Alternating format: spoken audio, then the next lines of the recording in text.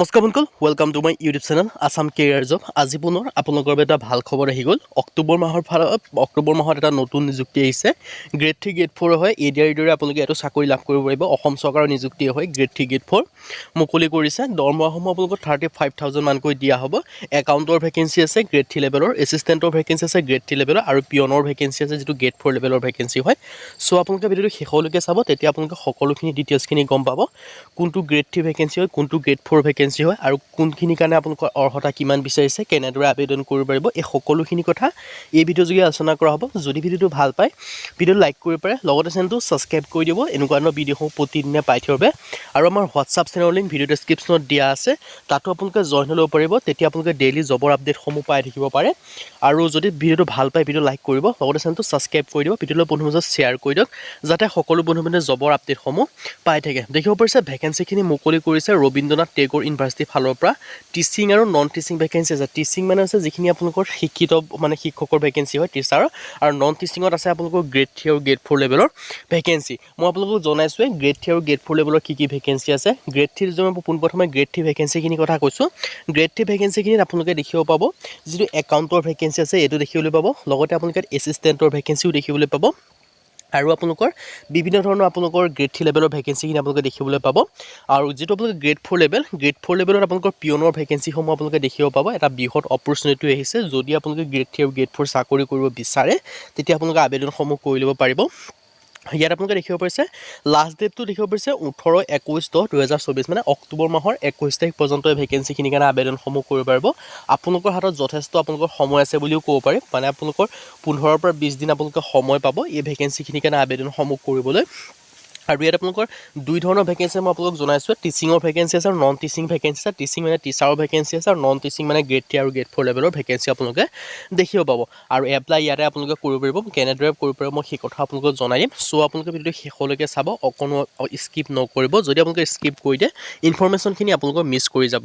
চ' আপোনালোকে মই পোনপ্ৰথমে টিচিঙৰ যিখিনি ভেকেঞ্চি আছে মই সেইখিনি কথা জনাই দিছোঁ। তাৰপিছত আপোনালোকৰ গ্ৰেড 3 গ্ৰেড 4 লেভেলৰ ভেকেঞ্চিৰ কথা মই আপোনালোকক জনাই দিম। টিচিঙৰ ভেকেঞ্চি আপোনালোকে দেখিব পাৰিছে এছিষ্টেণ্ট প্ৰফেচৰৰ ভেকেঞ্চি আছে মেইনলি। আৰু যিটো নন টিচিঙৰ ভেকেঞ্চি আছে আপোনালোকৰ একাডেমিক ৰেজিষ্টাৰৰ ভেকেঞ্চি আছে, ডিপুটি কণ্ট্ৰলাৰৰ এক্সামিনেশ্যনৰ ভেকেঞ্চি আছে। এইকেইটাৰ কাৰণে আপোনালোকৰ এলিজিবিলিটি মাষ্টাৰ ডিগ্ৰী লাগিব।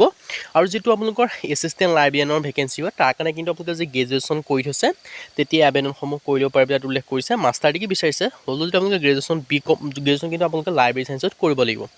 বাকী যিটো নন টিচিং গ্ৰেড 3 লেভেলৰ ভেকেঞ্চি আছে আৰু একাউণ্টৰ আছে, একাউণ্টৰ কাৰণে আপোনালোকৰ BCom বিচাৰিছে। যদি আপোনালোকে BCom পাছ কৰিছে তেতিয়া আবেদনসমূহ কৰি ল'ব পাৰিব। আৰু যিটো আপোনালোকৰ একাউণ্টৰ ভেকেঞ্চি আছে আপোনালোকে আবেদনসমূহ কৰি ল'ব পাৰিব। আপোনালোকৰ এটা বৃহৎ অপৰচুনিটি আহিছে, চ' আপোনালোকে অপৰচুনিটিটো গ্ৰহণ কৰিব পাৰে। আৰু আপোনালোকৰ ভেকেঞ্চি আছে নন টেকনিকেল গ্ৰেড 3 ভেকেঞ্চি। ইয়াৰ কাৰণে আপোনালোকে 8টাকৈ ভেকেঞ্চি দেখিব পাব। দৰমহাসমূহ আপোনালোকৰ 14,000 পৰা 49,000 টকা পৰ্যন্ত দেখিব পাব। লগতে গ্ৰেড পে থাকিব 6,200 টকা।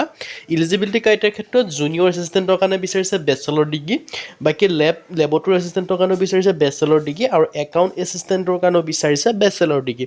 যদি আপোনালোকে বেচেলৰ ডিগ্ৰী মানে BA পাছ কৰি থৈছে তেতিয়া আপোনালোকে ভেকেঞ্চি সেইসমূহৰ কাৰণে আবেদনসমূহ কৰি ল'ব পাৰিব। আপোনালোকৰ এটা বৃহৎ অপৰচুনিটি আছে, চ' আপোনালোকৰ অপৰচুনিটিটো গ্ৰহণ কৰিব পাৰিব। এইখিনি হৈছে আপোনালোকৰ গ্ৰেড 3 লেভেলৰ ভেকেঞ্চি হয়।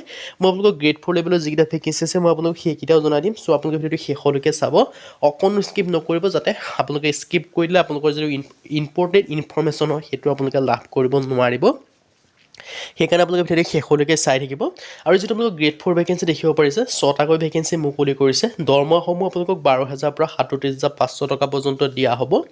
লগতে গ্ৰেড পে থাকিব GP, যিটো পাব 4,400 টকা। ইলিজিবিলিটি ক্ৰাইটেৰিয়াৰ ক্ষেত্ৰত SSLC পাছ হ'লে হ'ল, মানে মেট্ৰিক পাছ কৰিলে আপোনালোকে আবেদনসমূহ কৰি ল'ব পাৰিব। আৰু মেক্সিমামৰ কথা ইয়াত উল্লেখ কৰি দিয়া নাই যে মেক্সিমাম আপোনালোকে 10 পাছ লাগিব বা মেক্সিমাম আপোনালোকে 12 পাছ হ'ব লাগিব বুলি কোনো কথা নাই। 12 পাছ গ্ৰেজুৱেশ্যন সকলো আবেদনসমূহ কৰি ল'ব পাৰিব গ্ৰেড 4ৰ ক্ষেত্ৰত। এপ্লিকেশ্যন ফিজৰ ক্ষেত্ৰত আপোনালোকে দেখিব পাৰিছে ৰবীন্দ্ৰনাথ টেগ'ৰ ইউনিভাৰ্চিটিৰ ফালৰ পৰা আহিছে। যদি আপোনালোকৰ এপ্লিকেশ্যন ফিজটো বেছি হয় তেতিয়া আপোনালোকৰ এপ্লাই সংখ্যাও কমি যায়। চ' আপোনালোকে এপ্লিকেশ্যন ফিজটো বেছি দিছে কিয়নো ডাইৰেক্ট আপোনালোকৰ ইণ্টাৰভিউ পাতিব। চ' আপোনালোকৰ যিটো গ্ৰেড 3 ভেকেঞ্চি আছে তাৰ কাৰণে ইয়াত আপোনালোকৰ 700 200 কেনেকৈ লিখা আছে চ' আপোনালোকে ভালদৰে ইনফৰমেশ্যনটো চাই ল'ব মই এডভাৰটাইজমেণ্টৰ লিংকটো ভিডিঅ' ডেছক্ৰিপশ্যনত দিয়া থাকিব তাত আপোনালোকে ভালদৰে চাই মেলি আবেদনসমূহ কৰি ল'ব পাৰিব ইয়াত যিটো এড্ৰেছ দেখিছে সেই এড্ৰেছটোত আপোনালোকৰ এপ্লিকেশ্যন ফৰ্মখন চেণ্ড কৰি দিব লাগিব আৰু আবেদনসমূহ 21 অক্টোবৰৰ পৰা লাষ্ট ডেট হয় 21 অক্টোবৰ আৰু কিছু পদৰ ক্ষেত্ৰত 18 অক্টোবৰটো লাষ্ট ডেট হয় চ' আপোনালোকে ভিডিঅ'টো আপোনালোকে ভালদৰে চাই মেলি এডভাৰটাইজমেণ্টখন চাই মেলি আপোনালোকে আবেদনসমূহ কৰি ল'ব পাৰিব যদি ইণ্টাৰেষ্টেড হয় আজি ভিডিঅ' ইমানে যদি ভিডিঅ' ভাল পালে লাইক কৰিব পাৰে লগতে চেনেলটো ছাবস্ক্ৰাইব কৰি দিব এনেকুৱা ভিডিঅ'সমূহ প্ৰতিদিনে পাই থাকিব